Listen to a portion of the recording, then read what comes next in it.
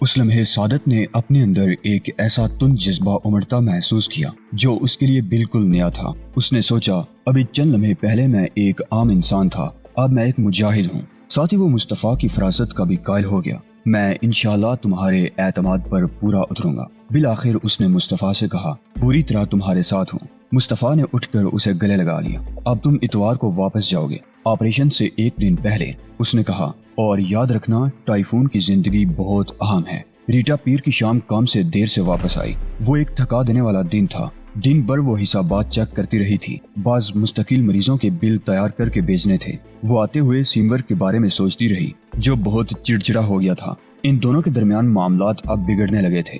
इब्तिदा में जब वो आया था तो रीटा को एक अजीब सी हैजानी मुसरत ने भिगो डाला था। उसने सोचा उसके ख्वाब को ताबीर मिलने वाली है। वो हिंदुस्तान से और उसकी गुर्बत से भाग जाना चाहती थी, अपनों में जाकर रहना चाहती थी, और अंग्रेज बाप के हवाले से तमाम मगरबी दुनिया उसकी अपनी थी। भारत उसके लिए परदेश था। इब्तिदा में तो सीमर का सिर्फ अमरीकी होना काफी था। इस पर उसकी रजायत, उसे यकीन था कि जिंदगी अपने दामन में उसके मुस्तकबिल के लिए बहुत कुछ छुपाए बैठी है। यह रजायत एक दौलतमंद मुल्क में पैदा होने वाले के साथ ही हो सकती है। रीटा सोचती थी और उसके जिस्म में सनसनी दौड़ने लगती थी। उसे यकीन हो जाता था कि मुस्तकबिल भी रोशन है, इसलिए कि अब वो सीमर से वाबस्ता हो गई है। वो ऊपर पहुंची तो फ्लैट का लोहे का जंगला नुमा इजाफी दरवाजा खुला हुआ था। इसका मतलब था कि सीमर घर में मौजूद है। उसने दरवाजा खोला। अंदर दाखिल होते ही उसे मुर्गी की इश्तिहा अंगेज खुशबू महसूस हुई। उसे हैरत हुई क्योंकि सीमर शाज़ो नादिर ही कुछ पकाता था। वो किचन में गई। सीमर वहाँ मौजूद था।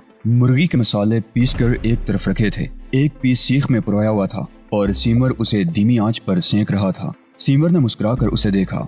आज तुम्हें खाना तैयार मिलेगा। तकरीब तो पता चले, रीटा ने कहा। वो उसे बगौर देख रही थी। तकरीब कोई नहीं, बस आज कुछ करने को दिल चाह रहा था। वाइन भी मौजूद है, अपनी मदद आप करो। बेड साइड टेबल पर वाइन की बोतल और 2 गिलास रखे थे। रीटा ने दोनों में वाइन उडेली और उन्हें किचन में ले गई। एक गिलास उसने सीमर की तरफ बढ़ा दिया। सच बताओ सीमर, कोई खास बात है? उसने फिर पूछा। मैंने कहा ना, कोई बात नहीं, बस एक मामला बनता नजर आ रहा है। ये उसका पेशगी जश्न है। मामला क्या है? तुम्हारे उस नए दोस्त जैसे ताल्लुक है इसका? सीमर ने मुर्गी का पीस निकाल कर प्लेट पर रखा और दूसरा सीख में परोया। मेरी दादी एक मिसल सुनाती थी। उसने कहा, ज्यादा सवाल ना करो, झूठ सुनने से महफूज रहोगे। बस अब खाना लगाओ।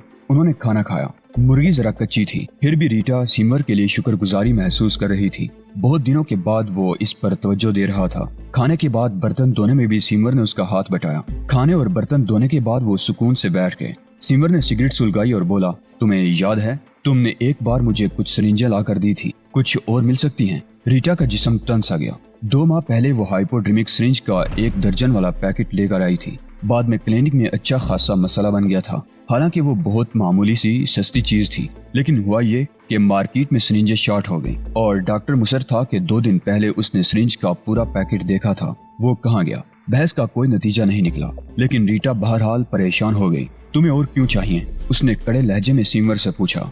एक जानने वाला है, नशे का आदी है। मेडिकल स्टोर वाले भी सब उसे जान गए हैं। वो उसे सिरिंज नहीं देते, उसके लिए जरूरत है। जानते हो, पिछली बार खासा हंगामा हुआ था। रीटा बोली। वो इत्तफाक था, अब ऐसा नहीं होगा। तुम्हारे लिए ये कहना आसान है सीमर, मुलाजमत तो मेरी खतरे में पड़ेगी। चलो छोड़ो, ये इतनी अहम बात भी नहीं। सीमर ने बात खत्म कर दी, लेकिन रात को सोते वक्त उसने फिर ये मसला उठाया। दरअसल रीटा, उस बेचारे का हाल बहुत खराब है। उसने कहा, वो इस्तेमाल शुदा सुइयां इस्तेमाल कर रहा है। चलो दर्जन भर नहीं, 3-4 हिला देना, इससे मसला तो हल नहीं होगा। वो 3-4 इस्तेमाल हो जाएंगी तो फिर वो क्या करेगा? उस वक्त तक कोई और जरिया तलाश कर लेगा। ठीक है सीमर, मैं वादा नहीं करती, कोशिश करूंगी। रीटा ने कहा। शुक्रिया डार्लिंग। और हाँ, तुम्हें इस नई दवा पीटर थल के बारे में भी पता चला? हाँ, मालूम है। रीटा ने उसे उलझन भरी नजरों से देखा। नहीं तो नहीं, तरह की बारबी चोरियट है। मस्कन दवा वो थोड़ी बहुत ला सकती हो क्लिनिक से, लेकिन क्यों? रीटा कोई तरबियत याफ्ता नर्स नहीं थी, लेकिन क्लिनिक में इतना अरसा काम करने के बाद वो बेशतर दवाओं के इस्तेमाल से वाकिफ हो गई थी। और तुम नाम ठीक ले रहे हो दवा का, उस जानने वाले ने तो यही बताया था। उसे चाहिए थी थोड़ी सी। जानते हो, ऑपरेशन से पहले मरीज को बेहोश करने के लिए ये दवा इस्तेमाल की जाती है। रीटा ने बताया। इसे नशे के लिए तो इस्तेमाल भी नहीं किया जा सकता। इसे बहुत हल्का करके लिया जाए तो बस गुनूदगी पर बात रुकेगी। मुझे क्या, मुमकिन है वो बेहोश होना चाहता हो? तुम बस मुझे थोड़ी सी पेंटोथल ला दो। सीमर, तुम पागल हो गए हो। टैक्सी ड्राइवर ने बिमला का सामान गाड़ी की छत पर रख दिया और अब उसका मुंतजिर था। बिमला फ्लैट के दरवाजे पर अपने शोहर के रूबरू खड़ी थी। दोनों के दरमियान इतना ज्यादा फासला पहले कभी नहीं हुआ था। मैं आखिरी बार तुमसे पूछ रही हूँ डेविड, तुम कलकत्ता आओगे? बिमला ने कहा। उसे लगता था वो मीलों दूर खड़ी उससे बात कर रही है। डेविड कोई फाइल पढ़ते पढ़ते उठा था और लगता था कि उसका ध्यान फाइल ही में है। देखो जान, मैं तुम्हें समझा रहा हूँ कि ये मुश्किल है। मैं वाशिंगटन से वापस आया हूँ तो मुझे काम का अंबार रखा मिला है। ये अंबार तो हमेशा रहता है, कभी कम नहीं होता। एक दिन तुम इसी अंबार तले दफन हो जाओगे, मगर उस वक्त मैं तुम्हारे साथ नहीं होगी। मुझे किसी से जरूरी मुलाकात भी करनी है 4 सितंबर को, वो मैं मनसूख नहीं कर सकता। तुम्हारी हर मुलाकात ऐसी ही होती है। ये तो वाकई बहुत अहम है। तुम्हारे लिए वो मुलाकात ज्यादा अहम है या अज़दवाजी जिंदगी? पूरी सच्चाई से बताओ। तो चंद लम्हे उसे घूरता रहा। उसकी निगाहों में भरमी थी। फिर उसने कहा, बिमला, मैं जानता हूँ कि मेरा काम तुम्हारे लिए बेसुकूनी का बायस है, लेकिन सुकून से तो मैं भी नहीं हूँ। जिस मुलाकात का मैं जिक्र कर रहा हूँ वो बेहद अहम है। मुझे बताना तो नहीं चाहिए, लेकिन तुम्हें कायल करने के लिए बता रहा हूँ। चीन में हमारा एक असासा है, एक बेहद अहम ओहदे पर फाइज शख्स जो एक कासिद के जरिए अहम मालूमात भिजवाता है। वो दोनों मेरे सिवा किसी से ताल्लुक रखने पर आमादा नहीं। मुझे हर माह की पहली पीर को उससे मिलना होता है। 4 सितंबर को मुझे उससे मुलाकात करनी है। बिमला गैर मुतासिर नजर आ रही थी। मुमकिन है तुम सच बोल रहे हो और ये भी मुमकिन है कि ये झूठ हो। तुम झूठ और मकरो फरेब की दुनिया में रहते हो डेविड। तुम्हारे नजदीक मैं भी हकीकत नहीं हूँ। तुमने मेरे सवाल का जवाब नहीं दिया। तुम्हारे लिए मैं ज्यादा अहम हूँ या वो मुलाकात? मैं इसका जवाब नहीं दे सकता। बिमला बगैर कुछ कहे पलटी और जीनों की तरफ बढ़ गई। जे परेशान था और सादत अब तक वापस नहीं आया है, लेकिन वो इस सिलसिले में कुछ कर भी नहीं सकता था। जुमे की सुबह वो सिमर के साथ ब्लू हेवन जेटी गया, जहाँ सदाए कश्मीर मौजूद थी। सादत साहिब आज नहीं आ सके हैं। जे ने बोट बॉय रामू से कहा, आइंदा हफ्ते मंगल या बुध को हम बोट पर सफर करेंगे। मौसम अच्छा नहीं होगा साहिब। रामू ने कहा, हम समंदर में ज्यादा से ज्यादा 48 घंटे रहेंगे। समुद्री तूफान की वार्निंग मिली तो वापस आ जाएंगे। रामू ने इस पर कोई तबसरा नहीं किया। उसने गाड़ी से सामान उतरवाया, अपनी कश्ती पर लादा और उन्हें सदाए कश्मीर पर ले गया। सामान क्रेटों में बंद था। रामू को पता नहीं चल सकता था कि किस क्रेट में क्या है। सामान में टॉयलेट केमिकल भी था, कैंप बेड, स्लीपिंग बैग, खाने की अशिया के डब्बे और पानी के कैन। मुमकिन है रामू ने सोचा हो कि इतने आदमियों के लिए सामान बहुत ज्यादा है, मगर उसने कुछ कहा नहीं। ये अच्छा था कि वो इन मालूमात में दिलचस्पी नहीं लेता था। सामान बोट पर मुंतकिल हो गया तो जे ने रामू को 100 रुपए टिप दी। जरा ख्याल रखना, उसने रामू से कहा। ऑयल कंपनी वाले हमारे लिए रिजर्व फ्यूल लाएंगे, वो बोट में रख देना। वो सदाई कश्मीर को लेकर निकल खड़े हुए। दोपहर के करीब उन्होंने खाड़ी में बोट को लंगर अंदाज किया और रबड़ की कश्ती के जरिए सामान अपनी खुफिया पनाहगाह में पहुंचाया। उन्होंने सामान बाहर नहीं निकाला। ये काम सफदर और सीमर के जिम्मे था और वक्त की कोई कमी नहीं थी। तहम जे ने ऊपर वाले क्रेट को खोला। उसमें 6 फुट लंबी बारी जंजीर थी। इसके सिरे पर लोहे का बारी गोला था। उसने खो की दीवार पर ब्रैकेट लगाया। जंजीर का एक सिरा ब्रैकेट में लगाने के बाद उसने जंजीर में ताला लगा दिया। फिर उसने जोर लगाकर ब्रैकेट की मजबूती को जांचा। ब्रैकेट बेहद मजबूती से नस्ब हुआ था। यह जंजीर उसे रोकने के लिए बहुत काफी थी। उसने मुस्कुराते हुए कहा, यह काम उसकी आमद से पहले करना जरूरी था। इसकी क्या जरूरत है? सीमर ने कहा, एहतियात बहुत जरूरी है। उसके अगवा के बाद पुलिस कहीं भी मौजूद हो सकती है। मैं उसके आजाद फिरने का खतरा मोल नहीं ले सकता। वो जेटी पहुंचे तो उनका फ्यूल आ चुका था। वो 44 गैलन वाले 6 ड्रम थे। उन्होंने सदाई कश्मीर पर मुंतकिल किए और उन्हें अर्शे पर अलग अलग बांध दिया। फिर वो छोटी कश्ती पर बैठकर किनारे पर आ गए। हम पीर को आएंगे, जे ने रामू से कहा। कंपास वगैरह की चेकिंग करना होगी। पीर को छुट्टी करता हूँ, रामू ने जवाब दिया। कोई बात नहीं, कश्ती तो यहाँ मौजूद होगी। इतवार की सुबह ऑपरेशन के तयशुदा वक्त से 24 घंटे पहले गर्मी बहुत शदीद थी।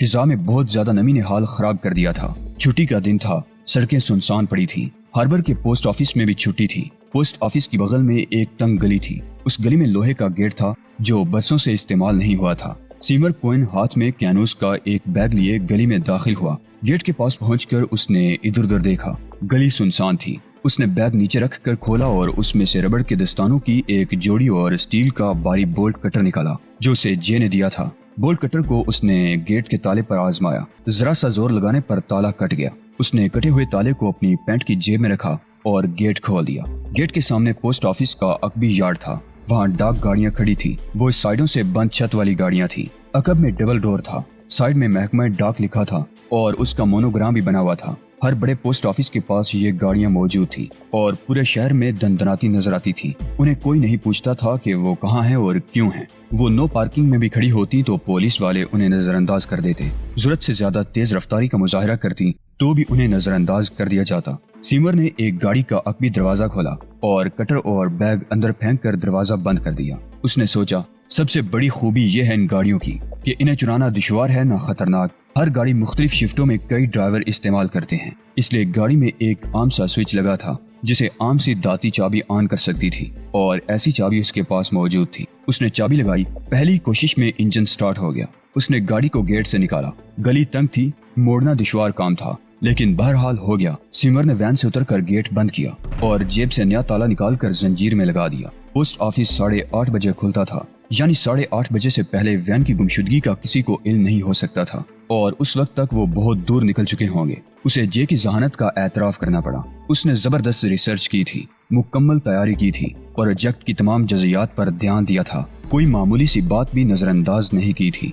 ये बहुत बड़ी बात थी। जे से मुलाकात के बाद पहली बार सिमर अपने दिल में उसके लिए एहतराम महसूस कर रहा था। जे के पास किराए की नीली डांसन थी। वो आखिरी कार थी जो उसने किराए पर ली थी। वो बंदरगाह के करीब वाक़े प्राइवेट पार्किंग लॉट में दाखिल हुआ। वो 3 मंजिला पार्किंग लॉट था। अटेंडेंट ने ना उसकी गाड़ी पर कोई तवज्जो दी ना उस पर, बस बेध्यानी से गाड़ी अंदर ले जाने का इशारा कर दिया। वो बड़े लोगों में दिलचस्पी ले रहा था जिनसे उसे तगड़ी टिप मिलने की उम्मीद थी। ऐसे लोग गाड़ी नीचे रोकते, उसे टिप देते और गाड़ी की चाबियां वो गाड़ी को ऊपर ले जाता और चाबी वापस लाकर बोर्ड पर लगा देता। वहाँ ऐसे लोग भी आते थे जो 2-3 दिन कयाम करते थे। ऐसे लोग गाड़ी पार्किंग लॉट में खड़ी करके जाते थे और वापस जाते हुए गाड़ी वहाँ से ले लेते थे। जिन्हें अपनी गाड़ी ऊपरी मंजिल पर खड़ी की और फिर नीचे तमाशा देखता रहा। 1 घंटे के इंतजार के बाद से अपने मतलब की गाड़ी नजर आ गई। वो एक स्याह मर्सिडीज थी, रंगीन शीशों वाली। उसमें से एक मोटा सा शख्स उतरा जो देखने में साहिब सरवत लग रहा था। उसके साथ एक नुखेज हसीन लड़की थी जो उसकी बीवी कहीं से भी नहीं लगती थी। साथ में एक नौकर भी था जिसने उनका सामान उतारा। सामान में 2 सूटकेस और एक बैग था। वो यकीनन चंद रोज कयाम के इरादे से आए थे। मोटे ने गाड़ी की चाबी अटेंडेंट को दी। अटेंडेंट गाड़ी में बैठा, गाड़ी स्टार्ट की और उसे ऊपर ले गया। जे जल्दी से नीचे उतर आया। वो कीबोर्ड से कुछ दूर खड़ा था। अटेंडेंट ने चाबी लाकर लटकाई तो जे ने उसकी जगह ज़हन नशीन कर ली। वो पार्किंग लॉट से निकल आया। कोई आध घंटे के बाद एक और बड़ी कार पार्किंग लॉट में गई। उसके मालिक ने टिप के साथ चाबियां अटेंडेंट के हवाले की और खुद बाहर आ गया। अटेंडेंट गाड़ी स्टार्ट करके ऊपर ले जाने लगा तो जे अंदर दाखिल हुआ। उसने बोर्ड से मर्सिडीज की चाबी उतार ली और बाहर जाने वाले दरवाजे से ऊपर चला गया। वो ऊपर पहुंचा तो अटेंडेंट नीचे जा चुका था। उसने जेब से दस्ताने निकाल कर पहने, मर्सिडीज का दरवाजा खोला, उसे स्टार्ट करके बाहर सड़क पर निकाल आया। सादत इतवार को बम्बई वापस पहुंचा। 12 बजे उसकी जे से मुलाकात हुई। सादत ने उसे लिबरेशन फ्रंट वालों से मुलाकात की तफसील बताई। जे तो बूझ कर रह गया। वो मुस्तफा बहुत जिद्दी आदमी है, अपनी शराइत पर अड़ गया है, पीछे नहीं हटेगा। सादत ने कहा, लेकिन क्यों? जे ने कहा, उसके लहजे में परेशानी थी। बस ये उनकी इज्जत का मामला है। वो चाहते हैं कि एक काम अपने सर लें तो उनका भी हिस्सा हो। उन्हें इस तरह इस्तेमाल होना पसंद नहीं। मुस्तफा इसे डोंग नहीं रहने देना चाहता। वो इसे सचमुच सियासी अगवा बनाना चाहता है। ये क्या मुसीबत है। जे जिंजिला गया। हमारे पास सिर्फ आज का दिन है, कल हमें वारदात करनी है। उसने विस्की का एक तवील घूंट लिया। वो इस वक्त कोयल क्लब के एक तनहा गोशे में बैठे थे। इसे कश्मीर ले जाना तो बहुत बड़ा दर्द सर है। जे ने मजीद कहा, हमें मंसूबे से हाथ उठाना होगा। सादत ने कहा, अब तुम दीवानों की सी बात कर रहे हो। उन्होंने इस सिलसिले में कोई तजवीज भी पेश की। हाँ, उनके ख्याल में मसले का हल बोट है, लेकिन हम बोट के जरिए बम्बई से कश्मीर तो नहीं पहुंच सकते। जे ने झिंझिला कर कहा, इसीलिए तो मैं कह रहा हूँ कि हमें मंसूबे से दस्तकश होना पड़ेगा। तुम मुझे उनकी तजवीज तो बताओ, वो सुनकर तुम्हारे होश उड़ जाएंगे। सादत ने कहा, उनकी तजवीज के मुताबिक हमें बोट के जरिए कराची के साहिल पर एक मखसूस मकाम पर पहुंचना होगा। वहाँ हमारे लिए ड्राइवर समेत एक गाड़ी मौजूद होगी। उस गाड़ी में हम कश्मीर जाएंगे। क्या पागल हो गए हैं वो हो गए हों, हम तो नहीं हुए। मैं कहता हूँ जे, इस मंसूबे को भूल जाओ। जे कुछ देर सोचता रहा। उसके चेहरे के तासुरात रह रह कर बदल रहे थे। बिलाखिर उसने कहा, इतनी सरमायाकारी करने के बाद मैं पीछे नहीं हट सकता। अच्छा, तुम जरा मुझे तफसील से बताओ, वो ये जिद क्यों कर रहे हैं? पहली बात तो ये है कि वो सिर्फ ऑपरेशन कामयाब होने की सूरत में इसकी जिम्मेदारी कबूल करेंगे। अगर हम नाकाम हो जाते हैं तो उनका इससे कोई वास्ता नहीं होगा। वो नाकामी अपने सर नहीं लेंगे। मैंने उनसे कहा, हमारी कामयाबी का सबूत खबरें होंगी। इस पर मुस्तफा ने एतराज किया कि मुमकिन है अमेरिकी खबर छपाने में कामयाब हो जाएं। वो यकीनन इस सिलसिले में भारतीय हुक्काम पर दबाव डालेंगे, लिहाजा उनका एक नुमाइंदा यहाँ ऑब्जर्वर की हैसियत से मौजूद रहेगा। वो ऑपरेशन में हिस्सा नहीं लेगा। उसका नाम अफसर खान है। वो आज शाम यहाँ पहुँच रहा है। जे किसी गहरी सोच में डूबा हुआ था। बम्बई से टाइफून को लेकर कराची पहुँचना आसान काम नहीं होगा। उन्होंने मुझे सफर का मुकम्मल नक्शा दिया है। उनका कहना है कि टाइफून हमारे कब्जे में होगा तो हमारे खिलाफ कोई कार्रवाई नहीं की जा सकेगी। ये तो उन्होंने ठीक कहा है, लेकिन कराची उतरने के बाद हम उनके कंट्रोल में होंगे। यही तो वो चाहते हैं, इसलिए उन्होंने इतना लंबा चक्कर चलाया है। वो चाहते हैं कि ऑपरेशन में उनका अमल दखल भी हो। बहरहाल टाइफून जब तक हमारी तहवील में रहेगा, बालादस्ती हमारी ही रहेगी। वो कभी नहीं चाहेंगे कि टाइफून को कोई जरर पहुंचे, लिहाजा हम उनकी शर्त मान सकते हैं। ये बात इतनी आसान नहीं। इस मौसम में खुले समंदर में इतना तवील सफर कोई मजाक नहीं। सादत ने संजीदगी से कहा, इस मौसम में यहाँ समंदरी तूफान का खतरा रहता है। जरूरी नहीं कि हमारा वास्ता किसी समंदरी तूफान से पड़े। पागल हो गए हो? इस खतरे को नजरअंदाज नहीं किया जा सकता। तुम तो कहते थे तुम्हारी बोट हर तरह के मौसम का सामना कर सकती है। जे ने उसे याद दिलाया, वो तो ठीक है, लेकिन समंदरी तूफान। देखो सादत, मैंने अपने वजूद समेत अपना सब कुछ इस प्रोजेक्ट पर लगा दिया है।